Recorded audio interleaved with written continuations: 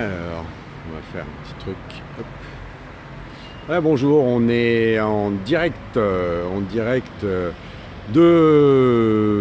Pertuis, du centre de Pertuis. On est près du fameux bar bleu, voilà, que tout le monde connaît. Et je voulais avoir un peu le sentiment des candidats aux élections qui vont se retrouver dans l'opposition pendant 6 ans. Et donc, voilà, cette fois-ci, nous sommes avec Jean-Luc Bottella. Bonjour, bonjour. Voilà, vous voulez savoir un peu le sentiment, c'est ça? Ouais, je voulais avoir un petit peu un bilan de cette campagne et puis après, avoir les perspectives pour ces 6 prochaines années. Voilà. Bon, nous, le bilan, c'est qu'on a fait une très très belle campagne. On est fiers de ce que notre équipe a fait. Après, le résultat, lui, autour de 10%, eh bien, quand on mesure d'où on est parti et là où on arrive, alors on peut être déçu parce qu'on avait espéré pour les Pertuisiens de pouvoir changer la donne dès maintenant. Malheureusement, les Pertuisiens ont préféré renouveler leur confiance à Monsieur le maire et la politique qui est en place va continuer parce qu'il a la majorité. Donc bon, c'est dommageable pour tous ceux qui souffrent et qui en subissent les conséquences. Mais bon, en même temps, nous, on a démarré réellement la campagne début février. L'équipe a carburé vraiment, on va dire, depuis le 15 février. Donc on avait trop de retard en termes de présence et au niveau de connaissance vis-à-vis des gens, quoi. Donc c'est pour ça que 10% en démarrant si tard avec une équipe inexpérimentée, sans parti politique, sans moyens financiers, finalement avec le recul c'est un très bon résultat. Donc aujourd'hui on peut se dire qu'on est fier, on a un élu, donc je devrais moi-même être présent dans le conseil municipal. Malheureusement, l'autre liste de gauche, ou qui se disait de gauche, n'a pas fait beaucoup mieux non plus. Et donc Pelenc a été élu au premier tour. Ce qui est sûr, c'est que pour nous, on n'a pas perdu, mais on a appris. On a vraiment appris au niveau technicité, au niveau méthodologie. On a vu comment nos adversaires ont agi pour avoir des voix. Nous n'avons pas fait cette pratique-là. On a agi... nous, avec nos idées, notre sincérité. Bon, maintenant, on sait tout le travail qu'il nous reste à faire pour élargir notre mouvement. Donc là, on va, dans un contexte particulier, se reposer tous avec nos familles et se protéger avant tout, en attendant que ce virus soit enfin maîtrisé. Et après, notre équipe sont très très motivés pour construire quelque chose de nouveau dans la durée. Et nous allons donc exister très rapidement, aider les gens comme on a dit, même si nous ne sommes pas à la mairie, et s'implanter pleinement dans Pertuis. Et on va dire qu'on va se donner rendez-vous aux prochaines élections. Nous serons présents à toutes les élections à partir de maintenant. Et on va essayer de redonner confiance surtout à tous ceux qui n'ont plus confiance en la politique en se disant on peut faire autrement, c'est possible. Dans ce scrutin, il y a clairement eu une élection faussée. Il faut dire les mots. Je pense qu'on représentait beaucoup plus que 10%. Mais notre électorat, qui est plus populaire, a eu peur par rapport aux messages qui ont été donnés par le gouvernement et ne s'est pas déplacé. Clairement.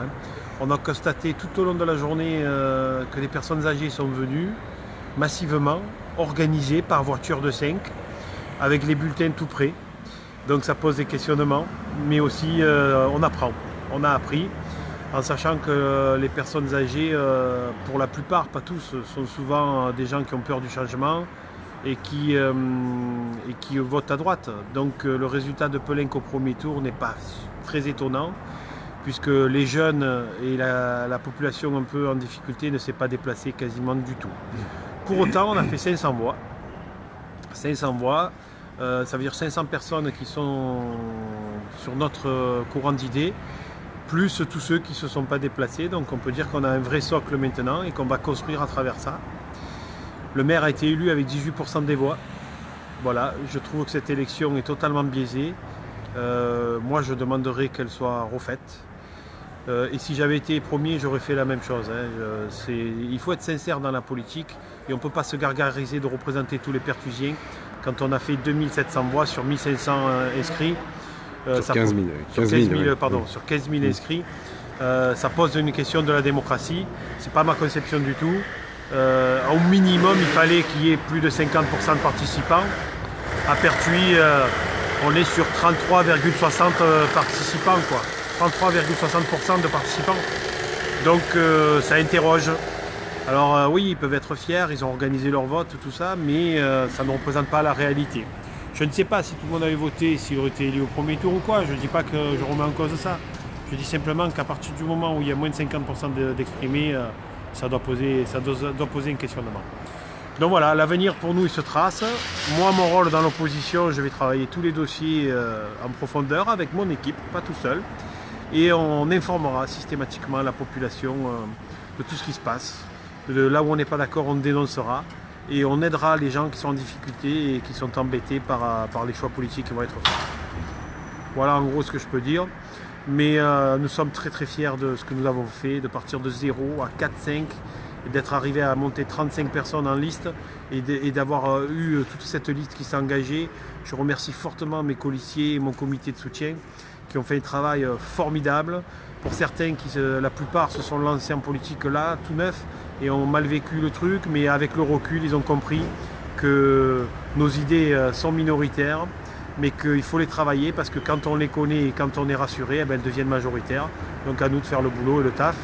Et cette équipe-là va continuer, elle va s'élargir, elle va se renforcer, on va recruter des gens et on va construire quelque chose de très très fort sur Pertuis dans l'avenir. Parce que ça pose effectivement un vrai problème de représentativité, de démocratie, parce que ce résultat, effectivement, on peut toujours dire, bah oui, on a 54%, mais comme tous les élus contemporains, la plupart se font élire sur une minorité finalement de gens qui se sont déplacés. Et ça laisse une grande question ouverte quand même sur ces 66% de personnes qui se désintéressent de la chose, ou même s'ils s'en désintéressent pas, disent en fait là on va pas se déplacer. Alors oui, il y a la crainte avec le contexte actuel, avec le coronavirus, mais je pense que c'est beaucoup plus ancien que ça, et on l'a vu même avec des mouvements qui sont passés, que tu connais bien, sur les gilets jaunes, etc. C'est-à-dire que il y a une grande majorité, la majorité silencieuse, quoi, finalement, qui laisse faire les choses. Et voilà, est-ce que c'est un chaudron qui un jour va déborder, ou est-ce que finalement ça peut rester pendant des années comme ça, à être en marge et puis à laisser faire les choses c'est ce que j'avais fait comme constat. Avant le résultat, j'avais annoncé à mes équipes que ça serait ce résultat, parce que j'ai quand même un peu d'expérience. Et quand j'ai vu toute la journée circuler les personnes, on a vite compris, quoi. En fait, la bataille municipale se joue sur 10% de la population. Les gens s'intéressent à 10-15% de la population. Et dans ce microcosme-là, on a marqué des points. On a vraiment marqué des points. On va dire autour de 1000 personnes, voilà. 1500 personnes qui sont impliquées, qui nous voient et qui nous croisent au marché. Voilà. Mais après, il reste les 14 000 ou 13 000 autres personnes, c'est la population normande, qui se lève le matin, qui va bosser, qui rentre le soir, ou qui ne sort pas de chez eux, qui vont juste faire des courses, etc. Et ces gens-là, majoritairement, ne s'intéressent pas plus que ça à la politique et subissent en permanence. Ils ont leur vie. C'est souvent la classe moyenne. Ils essayent de compenser quand on leur prend quelque chose en travaillant plus. Voilà. Et du coup, on est toujours sur un système où les choses passent. Politiquement, les choses passent. Le système politique aujourd'hui, tel qu'il est fait, pose un vrai problème et un vrai questionnement sur la démocratie, quoi. La Ve République, le système de scrutin, il y a un vrai souci, quoi. Regardez, juste pour faire une comparaison, Peleng fait 54% aux élections, Banon fait 35% et nous 10%. Peleng a 28 sièges, alors que 54% ça ne devrait pas être 28 sièges. Banon 35% à 6 sièges, il fait juste 3 fois plus que nous. Donc, et nous à 10% on n'a qu'un siège. Si on ramène, ne serait-ce que pour les sièges d'opposition à 7 sièges, la logique, on aurait voulu qu'on aurait eu 2 sièges et les autres 5. Voilà. Et il y a comme ça des discordes partout. Si on veut une vraie démocratie, il faut que les oppositions puissent quand même peser un minimum sur les choix politiques. Sinon, ceux qui sont élus appliquent purement et scrupuleusement ce que le maire a dit ou ce que le président a dit, parce que s'ils ne l'appliquent pas, ils se font dégager. Et donc on est à chaque fois sur une politique menée par un seul individu. Et ça pose vraiment une réflexion. Imaginez au conseil municipal, bon, il a fait 54%, on l'a arrondi à 60%, ça fait 20 élus. Bon, et après, rester 15 élus à se répartir dans l'opposition. Là, au moins, il aurait une sorte de sport en face de lui, dans chaque conseil municipal. Certes, il passerait à la majorité, mais en tout cas, il aurait une vraie opposition qui le taquine et il ne pourrait pas appliquer ça. Là, le fait d'être 7 dans l'opposition, dont moi tout seul, sur mon courant, il va 28, alors on va intervenir, on va le secouer, ça ne vous inquiétez pas, la vraie opposition, vous allez la voir et vous serez tenu informé. Mais 28 contre 7, si tant est qu'on se met d'accord contre moi tout seul, voilà, les dés sont jetés dès le début. Et les choix qui vont être faits dans la zone, l'agrandissement, etc., la désertification du centre-ville, tout ça, vont continuer dans ce sens-là. Et donc, oui, il y a un vrai problème aujourd'hui démocratique et politique, et c'est pour ça. Je pense que c'est pour ça que les gens ne vont pas voter, parce que c'est biaisé. Si on était à une proportionnelle réelle, par exemple, ou en tout cas qu'on s'y rapprocherait, les gens se diraient, si je vote Jean-Luc Bottella, et qui pèse 20%, même s'il est dans l'opposition, il va pouvoir infléchir la politique qu'il choisit. Et donc ça donnerait confiance. Là, les gens se disent, si on vote ou vote pas, ça ne changera rien, il aura la majorité, il fera ce qu'il veut. Donc effectivement, ça pose des réflexions. Oui, parce que finalement, mais là, bon, il se trouve que c'est cette majorité-là, mais on peut regarder dans d'autres majorités, dans d'autres villes, etc., même si c'était l'opposition, une opposition dite de gauche ou de vraie gauche, etc., parce qu'il y a quand même des lieux, des municipalités où ça existe. Très souvent, en fait, voilà, on obtient le pouvoir et après, voilà, les personnes qui sont dans l'opposition n'ont plus leur mot. Enfin, si, ils ont leur mot à dire, c'est-à-dire qu'on les écoute au moment du conseil municipal, mais les décisions prises, de toute façon, ne tiennent jamais compte de cet avis différent, cet avis d'opposition. Et donc, en permanence, ça crée des mécontents et puis des déçus définitifs de la politique. C'est ça, c'est que moi je disais à une dame l'autre jour qui était pour Peleng, je lui disais mais ne vous inquiétez, elle me dit c'est pas la peine qu'on continue, je dis mais si on peut discuter. J'ai dit moi j'accepte notre différence, il n'y a pas de souci, je peux comprendre qu'on soutienne et qu'on ait une vision de droite, purement économique des choses. Voilà, et moi je suis partisan du fait qu'il y ait un système où on accepte tous les courants. Et quand on est élu, on ne représente pas que son courant, quoi. Il y a un moment donné, oui, pendant la campagne, on représente son courant, son orientation politique, mais une fois qu'on est élu, on représente tous les Français. Et donc, si dans les choix que l'on fait, on n'applique que les choses pour notre courant, forcément, on dégoûte tout le reste. Et comme à droite, à l'extrême droite, chez les socialistes, tous ces gens-là, ils ont beaucoup plus de moyens financiers que tout le reste, et bien du coup ils sont toujours élus. Parce que ils ont beaucoup, là je le vois, nous, le manque de moyens, vous savez, on a dépensé, j'ai fait un crédit personnel, on a dépensé 4 500 € pour ma campagne. C'est une campagne au ras des pâquerettes financièrement, ça s'est vu, nos photos, nos trucs, nos tracts, voilà. Les autres, ils ont eu des moyens, des projections vidéo, des tracts en couleur, tout ça. Et pour la plupart des gens, c'est significatif de dire, eux, ils sont capables de faire ces moyens-là, ils sont capables d'être aux responsabilités. Et nous, avec nos petits moyens, ah non, c'est trop mal fait, ils ne peuvent pas être en responsabilité. Ça y joue, quoi. Et donc ces partis-là qui sont de droite, financés par le patronat, ces socialistes, tous ces gens-là, ils ont beaucoup plus de moyens, donc ils sont toujours représentés dans les élections. Mais donc ces gens-là déçoivent tout le temps la majorité du peuple.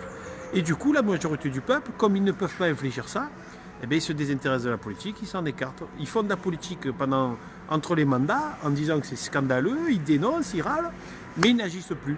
Et là, ça pose un problème et une réflexion. Donc effectivement, il va falloir qu'on trouve comment impliquer tous les gens qui ne sont pas d'accord.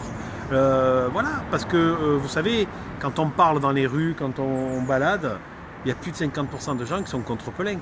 Et pourtant, il fait 54%. Donc ça fait réfléchir.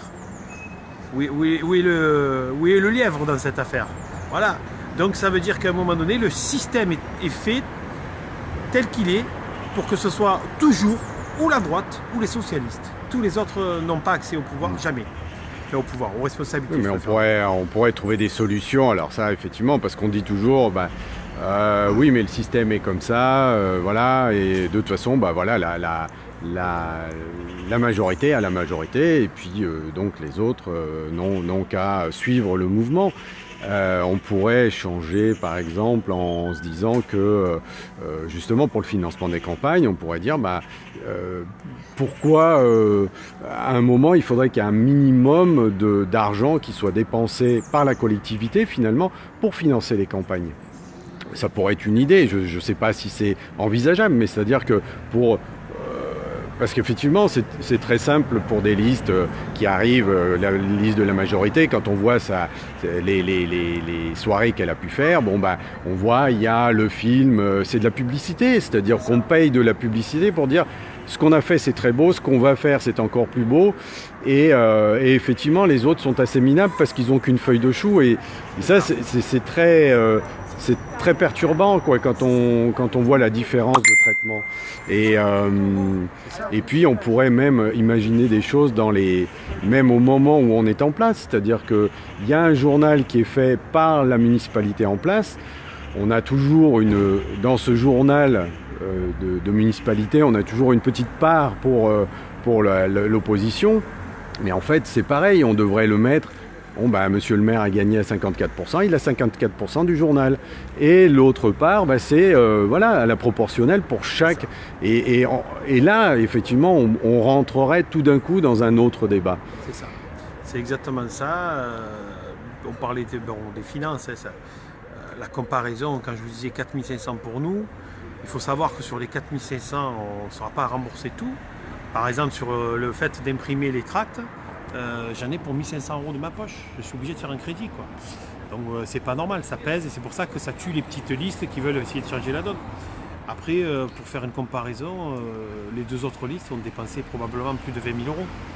Voilà un peu la différence, c'est du 1 à 4, voire on ne sait pas tout. C'est peut-être beaucoup plus aussi quoi. Donc, et on l'a vu dans leur meeting, effectivement, ne serait-ce que la confection d'une vidéo de 7-8 minutes avec des drones, etc., etc. Vous imaginez le coût que ça a fait?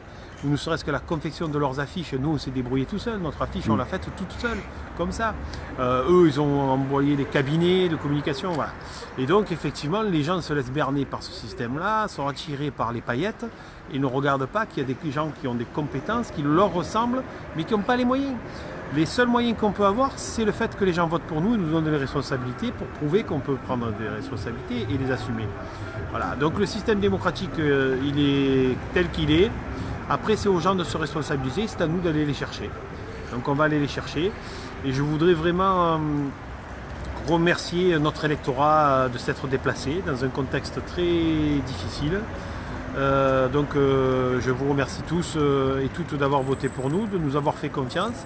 Je sais que beaucoup d'entre vous sont déçus et on aurait aimé faire mieux, mais on a posé le premier pavé, on va dire, de notre maison. On va construire la maison maintenant avec vous, on va s'implanter, on va faire le taf et le boulot qu'il faut. On va vous soutenir si vous êtes embêtés. N'hésitez pas à nous contacter, notre page Facebook va continuer et puis notre équipe va s'élargir et on se donne rendez-vous aux prochaines élections et puis aux municipales dans 6 ans. On espère être toujours là pour ce coup-ci. Renverser la table. Je sais que j'avais un déficit où les gens ne me connaissaient pas trop parce que je débarque comme ça. Voilà, donc maintenant on va me connaître plus et du coup j'aurai l'occasion en tant qu'élu d'opposition de vous rencontrer régulièrement partout et je serai toujours là pour vous soutenir avec mon équipe et puis on verra si dans 6 ans on change la donne. Maintenant il va falloir se serrer les coudes parce qu'il y a 6 ans qui vont être difficiles à passer. J'espère que Pertuis ne sera pas définitivement une ville dortoir, on verra bien quoi. On verra bien, mais bon, faites-nous confiance. On sera sur le terrain. Tous les gens de bonne volonté qui ont envie de batailler avec nous sont le bienvenu. N'hésitez pas à nous contacter sur la page Facebook et on organisera des réunions publiques régulièrement. Voilà tout ce que je peux dire. Et maintenant, je vous invite à vous protéger du virus, que personne ne soit embêté. Et puis on se retrouve après dans les batailles politiques. Eh bien, merci beaucoup. Merci à vous et merci à tout le monde. Bon mandat.